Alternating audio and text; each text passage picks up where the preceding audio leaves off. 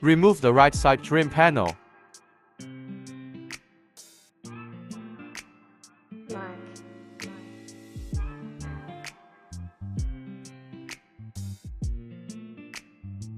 Plug in the new wire speed.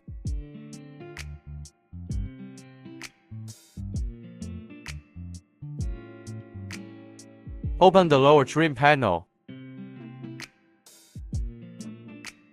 Wire speed unplugging. Remove the center screw. Reinstall it.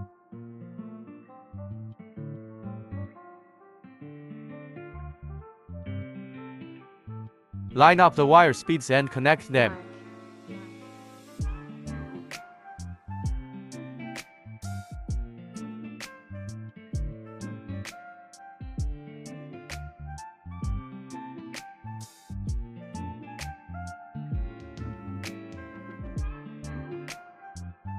Remove the right side trim panel.